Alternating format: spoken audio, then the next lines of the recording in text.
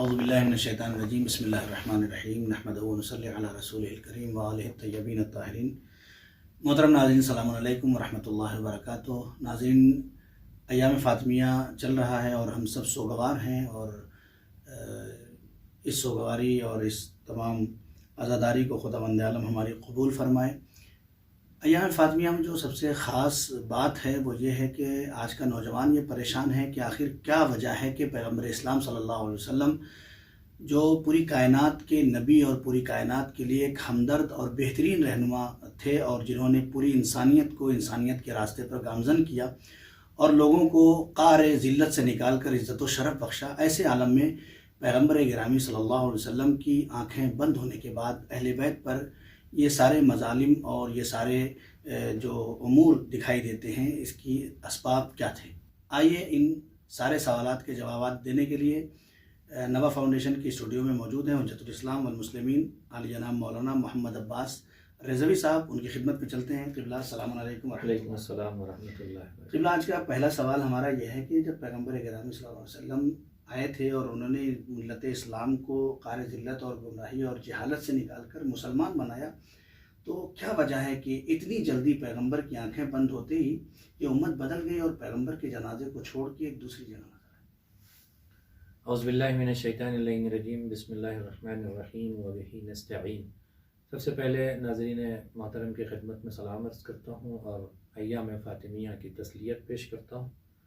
انشاءاللہ کہ جو ہم پر حقوق ہیں ایام فاطمیہ کے، ہم اس کو حضرت زہرا سلام اللہ علیہا کے صدقے میں اسے ادا کر سکیں۔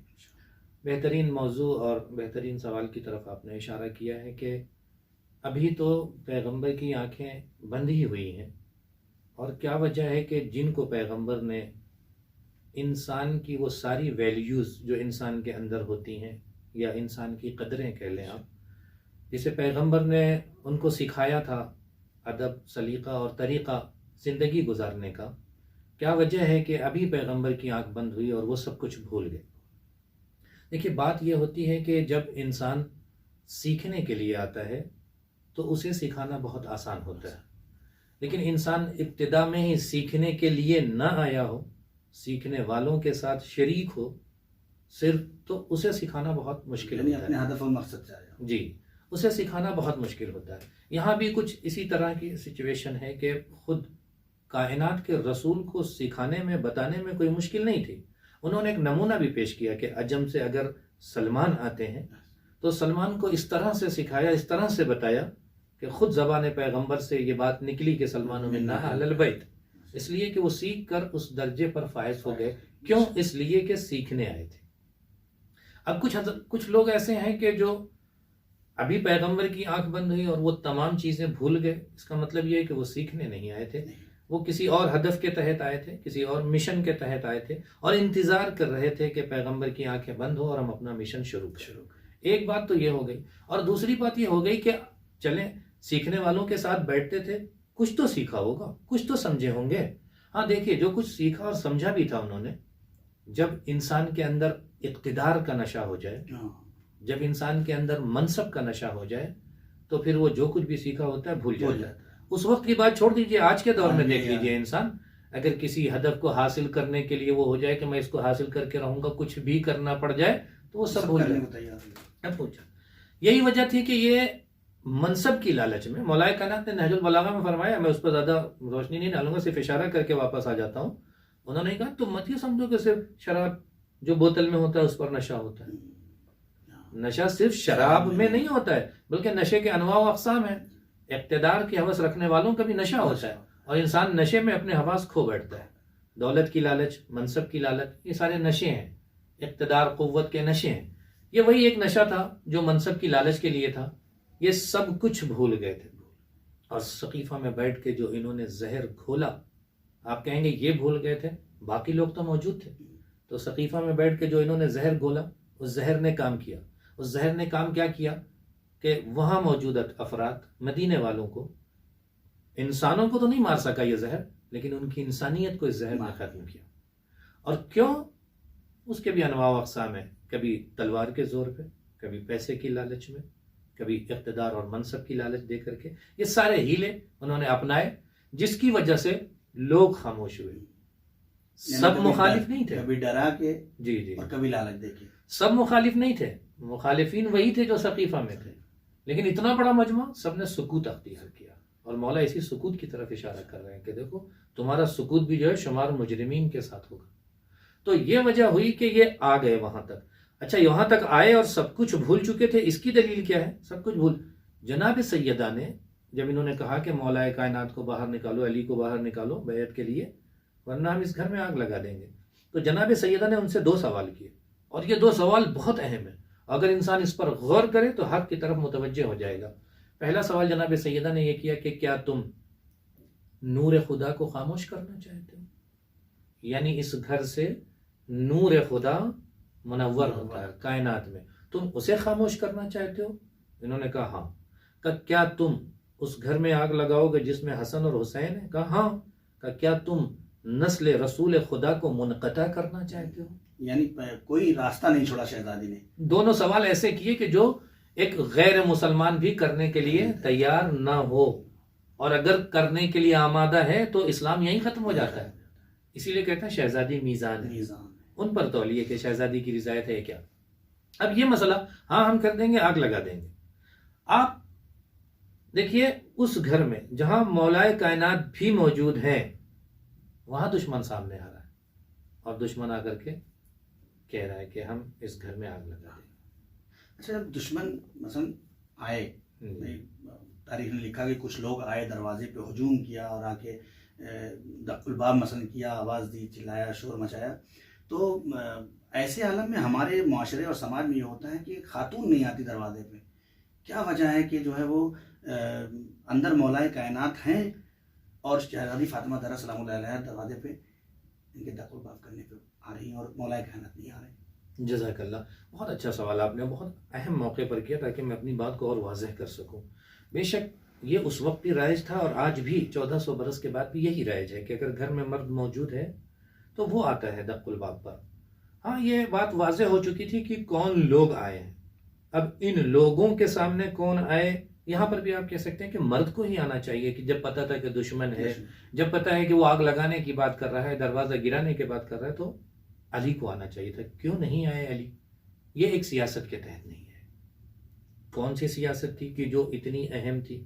دیکھیے, سب سے بڑی بات یہ ہے کہ اگر مولائے کائنات خود دروازے پر آتے ہیں اور آتے ہیں تو وہیں مقابلہ شروع ہو جائے گا. کیوں؟ اس لیے کہ وہ آئے ہیں علی کو لے جانے کے لیے اور بیعت کرانے کے لیے. اب دشمن یہاں پر آگ لگائے, گھر جلا دے, اسے ظالم نہیں کہا جائے گا, اسے یہ کہا جائے گا کہ مقابلہ ہوا بھائی, حکومت منصب حاصل کرنے کے لیے 2 لوگوں میں مقابلہ ہوا. یعنی شہزادی نے حادثہ ہونے سے بچایا, حادثہ ہونے سے بچایا. جو لوگ یہ اس کو تحویل کرنا چاہ رہے تھے, تبدیل کرنا چاہ رہے تھے کہ حادثہ ہو گیا, لڑائی ہو گئی, علی نے دفاع کیا. کیوں؟ اپنے منصب کے لیے, اپنی حکومت کے لیے چاہتے تھے کہ تخت پہ بیٹھے. تو حکومت کی لڑائی تھی بھائی, حکومت کی لڑائی میں لڈو تو نہیں بیٹھتے نا, یہی ہوتا ہے, دروازہ جلایا جائے گا, مارا جائے گا, پیٹا جائے گا. آج بھی دنیا میں یہی ہوتا ہے. مولائے کائنات نے اس موضوع سے بچنے کے لیے جو رسول کی وصیتیں تھیں اس سے مد نظر رکھنے کے لیے اگر ہماری امت مسلمہ کو یہ پہنچایا جائے کہ دیکھو یہ اقتدار کی لڑائی نہیں ہے, علی تخت حاصل کرنے کے لیے نہیں لڑتا, اقتدار کے لیے. ہاں, یہ اور بات ہے کہ علی دین بچانے کے لیے سامنے آئے. تو یہاں ایک مسئلہ یہ ہٹانے کے لیے, دوسرا مسئلہ یہ خود عظمت حضرت زہرا جو ہے وہ صحابہ کے درمیان, اس زمانے کے مسلمین کے درمیان پیغمبر نے عدم کوشش کے بعد سب کے لیے واضح کر دیا تھا. دیکھو یہ میرا جز ہے, جس نے اس کو اذیت کی اس نے مجھے اذیت کی. دیکھو رضایت فاطمہ سے خدا راضی ہو جاتا ہے, اور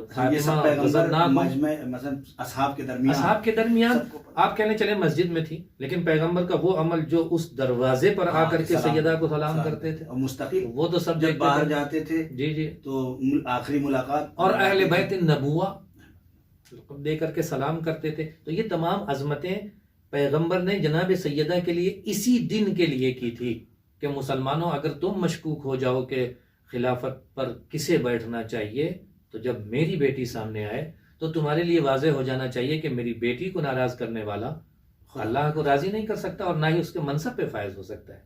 میری بیٹی پر میری بیٹی کو اذیتیں کرنے والا نہ ہی اللہ کے منصب کا حقدار ہو سکتا ہے, نہ ہی مسلمان ہو سکتا ہے. تو کم سے کم یہاں سے تمہارے لیے یہ بات تو واضح ہو جائے. یہ ساری چیزیں رکھی گئیں اس لیے. اور پھر وہ ان کی جسارت اور ان کی جرأت جو انہیں یا یہ کہیں کہ نشے میں یا یہ کہیں کہ دیوانگی کی طرف واضح کر دیتی کہ وہ اپنے کنٹرول میں نہیں تھے. چاہے وہ منصب کی لالچ ہو، چاہے وہ نشہ ہو منصب کا، جو بھی باتیں آپ کہہ لیں، یہ سارے مسائل یہ تھے. اچھا اب یہ ہوتا ہے کہ پیغمبر کی بیٹی ہے، واضح کرا رہی تم مجھے نہیں پہچانتے، میں فاطمہ ہوں، میں زہرا ہوں، میں رسول کی بیٹی ہوں، جس نے یہ ساری باتیں کہی تھی. سارا سب کچھ جناب زہرا نے ان کے لیے واضح کیا، لیکن اس کے باوجود بھی انہوں نے اس کام کو انجام دیا. اور وہ کیفیت آتی ہے کہ جب دروازے میں آگ بھی لگا دی جاتی ہے، جناب زہرا در و دیوار کے درمیان پس کے رہ جاتی ہیں، اور وہ حادثہ کی آواز دیتی ہیں، اسما میرا محسن شہید ہو گیا. یہ ساری مصیبتیں علی کے ساتھ ہیں. جزاک اللہ. بہت ہی بہترین انداز میں آپ نے ہمارے ناظرین کو اس تمام خاص طور یہ پیچیدہ سوالات ہیں ہمارے ناظرین کے لیے کہ مولا کائنات کیوں خاموش گھر کے اندر بیٹھے تھے. آج کا جوان پوچھتا ہے، لیکن اب قبلہ جب یہاں تک ہم پہنچ چکے ہیں کہ مولا کائنات نے اس وجہ سے گھر سے اندر سے باہر دق الباب پہ نہیں آئے، لیکن چلیے ٹھیک ہے، جب تک جناب زہرا آئیں اور دروازہ کھول دیا اور آگ لگ گئی، لیکن پھر جب ظلم شروع ہو گیا تو پھر اب کیوں مولا کائنات خاموش ہے یہاں پہ؟ یہ دیکھیے، یہ بھی بہت حساس مرحلہ ہے اور بہت عظیم سوال ہے اس موقع پر کہ چلیں ٹھیک ہے اس وقت تک سب کچھ ہوا، لیکن اب علی کی غیرت، علی کی شجاعت، یہ ساری چیزیں مد نظر ہیں نا. اب یہ اس بات پر کیسے گوارا ہے کہ کوئی ناموس پہ ہاتھ اٹھائے اور علی کھڑی دیکھتے رہیں. پہلے میں آپ کو اس طرف متوجہ کروں اور پھر اس کا جواب دیتا ہوں. چند لوگ تھے، انہوں نے مولا کائنات سے پوچھا کہ یہ بتائیے کہ انسان پہ سب سے بڑی مصیبت کیا ہو سکتی ہے.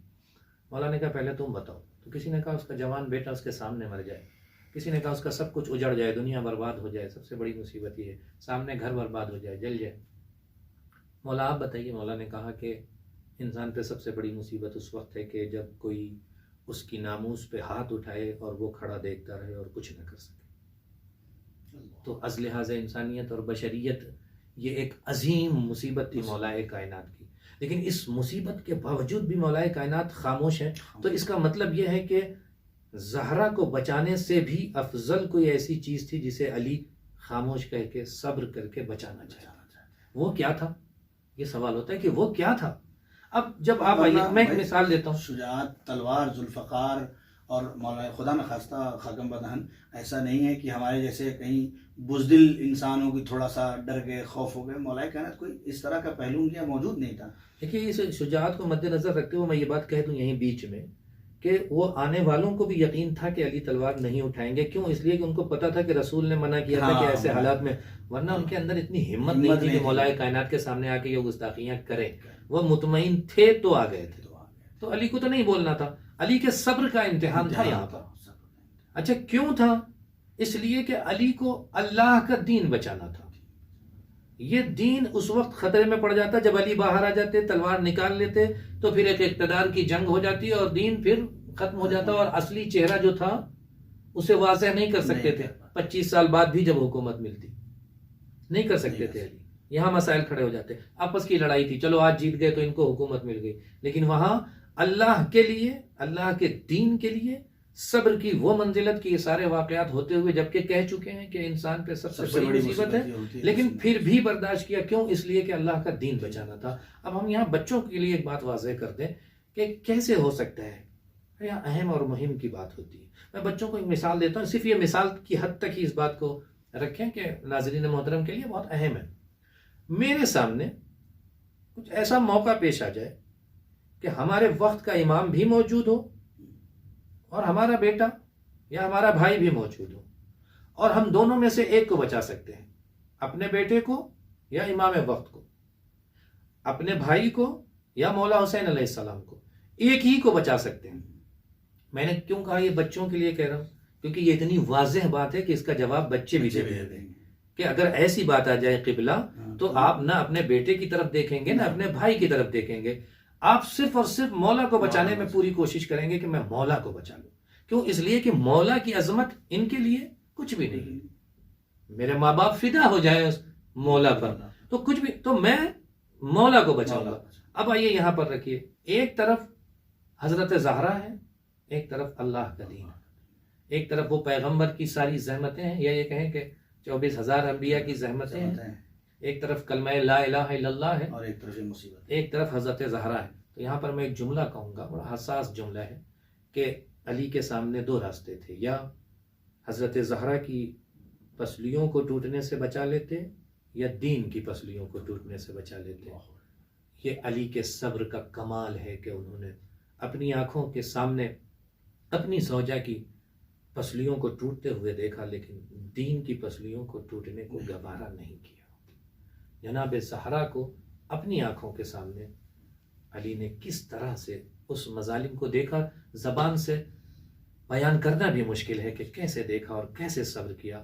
لیکن یہاں پر دین محمد کی اہمیت پتہ چلتی ہے کہ جس دین کو علی نے زہرا کی پسلیوں کو ٹوٹنے کے بعد بچایا، اس دین کو بچانے کے لیے، اس دین کو بڑھانے کے لیے ہمارا اور آپ کا اور مومنین کا کیا فریضہ ہوتا ہے کہ اس دین کے لیے کہاں تک آگے بڑھیں، کہاں تک اپنی قربانیوں کو پیش کریں، تاکہ محشر میں جناب سیدہ کو بھی چہرہ دکھا سکیں، مولائے کائنات کو بھی دکھا سکیں کہ اتنی زحمتوں اور مشقتوں کے بعد جس دین کو آپ نے ہمارے حوالے کیا تھا، ہم نے پوری کوشش کی کہ اس دین پر عمل کر سکیں. جزاک اللہ خیر، بہت بہت شکریہ. اور ناظرین، آپ نے بھی اس ہماری گفتگو سے استفادہ کیا ہوگا. انشاءاللہ امید کرتے ہیں کہ خداوند عالم ہمیں توفیق دے کہ زیادہ سے زیادہ اس طرح کے پروگرام آپ کی خدمت میں ہم پیش کر سکیں انشاءاللہ. آج کے لیے خدا حافظ، فی امان اللہ.